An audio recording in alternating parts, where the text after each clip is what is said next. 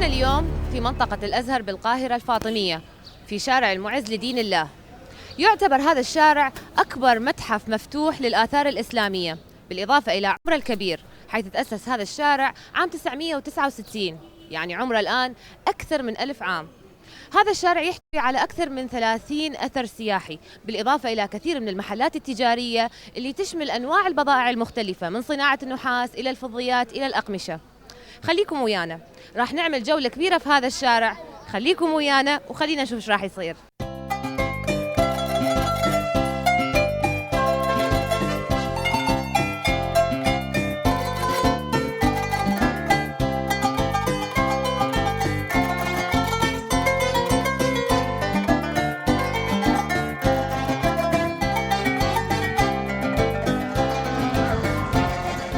احنا الآن أمام مسجد الحاكم بأمر الله. هو يعتبر أول مبنى أثري بعد دخولنا من باب الفتوح المؤدي إلى شارع المعز لدين الله. يعتبر هذا المسجد من أقدم المساجد الأثرية الموجودة بهاي المنطقة، عمره 1020 سنة. يعني هذا المسجد بني عام 990 ميلادية، ومثل ما نشوف إنه احنا اليوم جمعة، فهناك كثير من المتوافدين رجال ونساء لأداء صلاة الجمعة. من جماليات المشي بشارع المعز لدين الله انه بالرغم من كل هاي الاماكن الاثريه القديمه اللي شفناها بروعتها، انه هناك سوق. هذا السوق طبعا نلاقي بمحلات كثيره، من الشيشه واشياء الخاصه بالتدخين الى محلات الفضه، ايضا سوق النحاس والادوات المنزليه. ويمكن الان انا واقفه يم محل في انواع مختلفه من الشيشه، يعني فخلينا نشوف ويا صاحب المحل شنو هاي الانواع ويخبرنا عنها. السلام عليكم. نتكلم بالمصري ولا بالعراقي؟ بالمصري بالعراقي زي ما انت. طيب خلينا نتكلم بالمصري. احكي لي عن الشيش اللي موجوده عندك وايه الانواع. يعني شايفه ان في انواع كثيره واحجام كثيره. الشيشه من اول ما الشيشه اتعملت على الستايل دوت، الستايل القديم. ثم ده اللي هو ايه؟ دي اللي هي بتسمى جوزه. بس دي مختلفه عن القديمه، الجوزه القديمه. دي القديمه دي اساسا الشيشه اساسا هي دي الجوزه اساسا اول ما انشأت.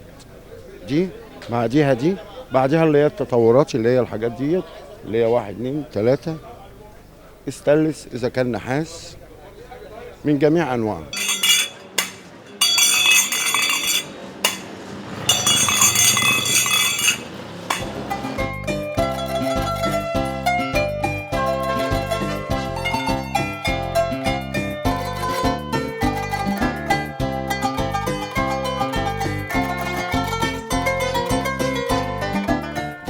السلام عليكم. كم كيلو ليمون؟ 5 جنيه. جو حار، ممكن ارتاح شويه؟ تفضلي. كم سنه صار موجوده انت بهذا الشارع؟ شكرا. كم سنه صار؟ بقالي 30 سنة. 30 سنه بنفس المكان؟ اه. طيب شنو معلوماتك عن هذا الشارع؟ يعني هو احنا نعرفه شارع سياحي اثر قديم، لكن انت معلوماتك عنه شنو؟ الشارع كان الأول ما كانش سياحي، كان علني كده، وكان فيه توم وبصل وليمون وزيتون. بقاله 2 سنين سياح. طيب وانت الان تبيعين الليمون بوسط هذا الشارع، هل في ناس تجي، يعني في اقبال على شرائه؟ بيجوا يشتروا مننا.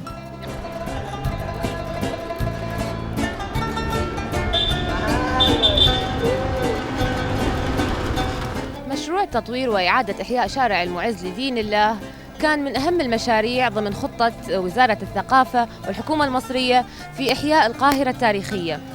هذا المشروع بدأ العمل فيه عام 1998 وانتهى عام 2008، وكلف ملايين الجنيهات المصرية.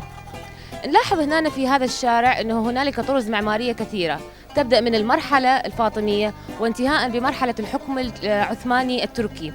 نلاحظ أيضاً في هذا الشارع أنه شارع مخصص للمشاة، وتم تبليط الأرض باختيار أنواع معينة من الحجر. يستطيع المشاهد من خلاله أن يشوف كثير من المحلات التجارية وأيضاً الآثار القديمة.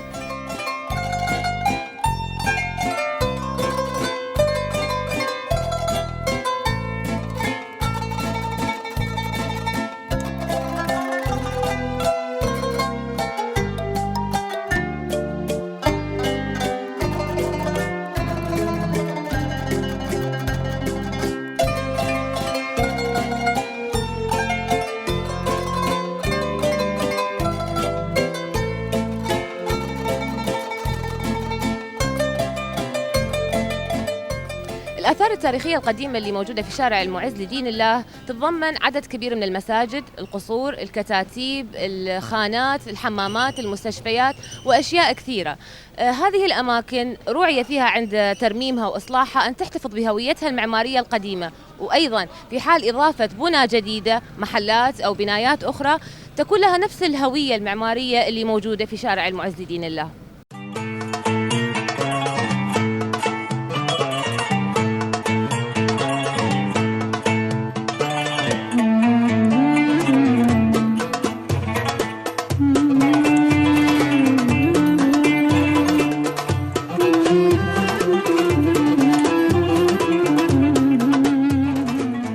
من أهم الملامح المعمارية اللي يمكن مشاهدتها في شارع المعز لدين الله هو المشربيات، وهي نوعين، الظاهرة والمخفية. المشربيات طبعا تشبه كثير الشناشيل العراقية، وكان الهدف منها أنه المحافظة على خصوصية الساكنين بالبيت. نلاحظ أيضا بالواجهات هناك بعض النقوش من مادة الجص، كانت فيها تكون آيات قرآنية كثيرة أو مقولات عربية، بالإضافة إلى أنواع مختلفة من الزخارف والنقوش.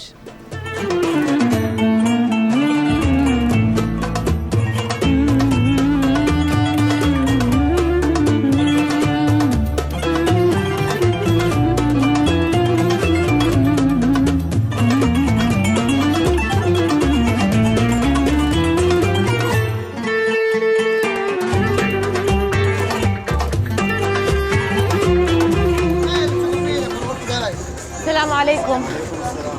ممكن عصير؟ ان شاء الله.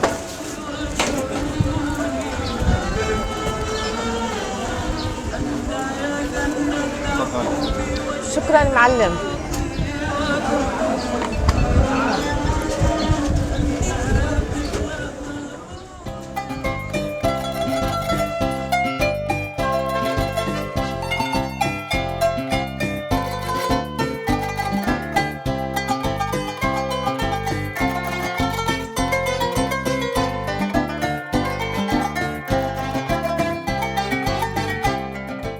سلالم قليلة هي ما يربط شارع الرئيسي اللي هو شارع المعز لدين الله بالشوارع الجانبية والفرعية. الآن إحنا على أحد هذه السلالم وفي منطقة تسمى منطقة بيت السحيمي أو حارة الدرب الأصفر. هذا الشارع فيه عدد كبير من البيوت القديمة، منها بيت السحيمي وأيضا بيت الخرزاتي وبيت مصطفى جعفر. هذا الشارع وهذه البيوت كانت في الماضي بيوت تاريخية وتراثية قديمة، تحولت الآن إلى مراكز ثقافية تقام فيها كثير من الأمسيات والندوات الثقافية.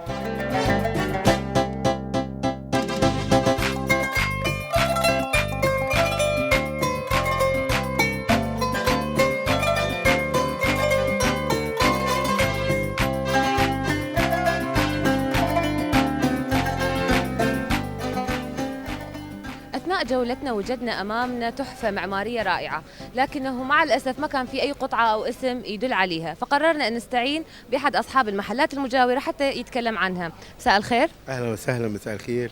احنا أمام مبنى رائع لكنه ما موجود عليه أي قطعة، فممكن تحدثنا عنه؟ لا، المبنى ده من الحاجات المشهورة بالشارع المعز هنا طبعا.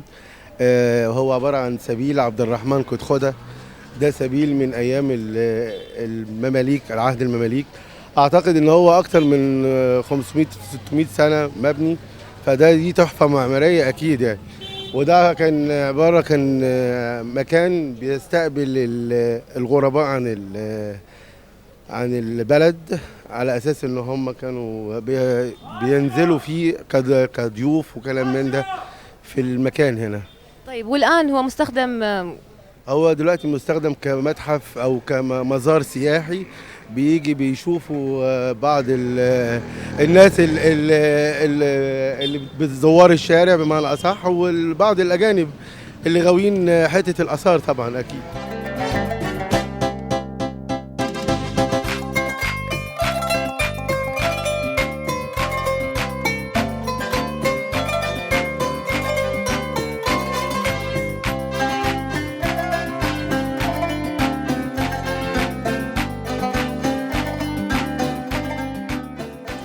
جامع الأقمر هو أصغر جامع في مصر.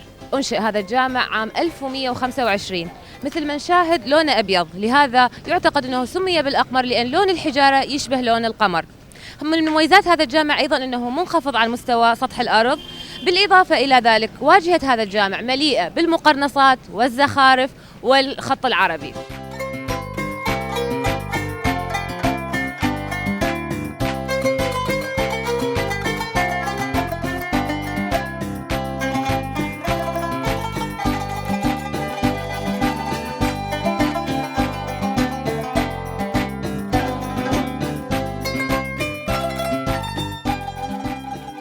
وسط هاي الأماكن التراثية الكثيرة الجميلة، شاهدنا هذا المكان وهو مليء بالتحف والأنتيكات والصور، فخبرنا عنه. هو المكان كان قديم من زمان، فشغال من زمان ان هو قهوه مقهى قديمه بتاعت الحي قديم، فالمقهى كانت ماشيه على النظام القديم. فمع تطوير الشارع والتطور اللي حصل في الشارع، وبقيت اسال طبعا ايه اللي هيحصل في الشارع، وبقيت اجيب المعلومات اللي تسبق بالثلاث اربع سنين عشان اجهز انا. فعرفت ان الشارع كله هيتوضب وهيبقى مشاة وهيبقى شارع اثري، والحضاره بتاعته رجعت تاني، والشارع الفاطمي دوت معروف في العالم كله. فابتديت ان انا اوضب عن طريقه برضو الطريقه اللي هم ماشيين بيها. اجيب الحاجه يعني، احتفظ بالصور القديمه واخليها واجدد بروزاتها، احتفظ بالشكل اللي هو ممكن التحف القديمه اللي هي تجعل من المكان الشكل القديم في واجهته وفي شكله. بعض الكراسي بقيت برضو اجيب الكراسي القديمه والكراسي الجديده عشان برضو الجست ما يحسش ان المكان قديم خالص، لا هو جددته مع الشارع بس هو شكله الشكل القديم بتاعه. طيب هو عمر هذا المكان كم سنة؟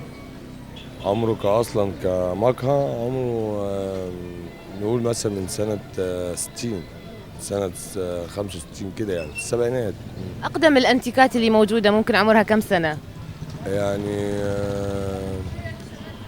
الأنتيكات اللي عندي مثلا برضو عندي حاجات من سنة 70 ومكتوب عليها، في حاجات من بعد كده بقى، يعني هو على السن بتاعي، على قدرت ان انا مثلا ما قدرت احول الحاجات اللي هي تكون من سنه 70 من سنه 75 كده يعني. انتوا لاي ساعه بيكون هذا المقهى مفتوح؟ 24 ساعه. 24 ساعه؟ 24 ساعه، لان الجست هنا مالوش وقت معين، الجست ممكن يجي المكان في اي لحظه، يشوف القاهره الفاطميه، المعز الفاطمي، عايز يبقى في رواد في اي واحده لحظه بيخشوا، فلازم ابقى جاهز انه ممكن يكون يعملوا ترانزيت هنا، انه يقعدوا يتلاقوا مكان انه يقعدوا فيه، وبرضه يكون بالشكل القديم اللي هم داخلين عشانه. ما حبيتش ان انا اجدد في المكان عشان يبقى شكله قديم في نفس المستوى بتاع الشارع.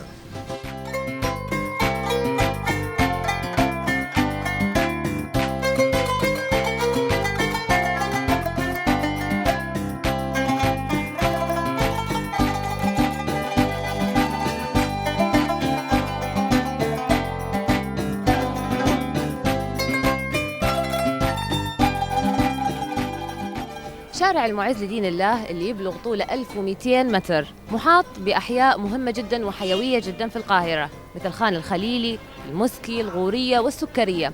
لكن جولتنا اليوم انتهت عند شارع المعز لدين الله، لكن نوعدكم في لقاءات جاية أن تكونون ويانا في زيارة كل هاي الأحياء. أشوفكم على خير.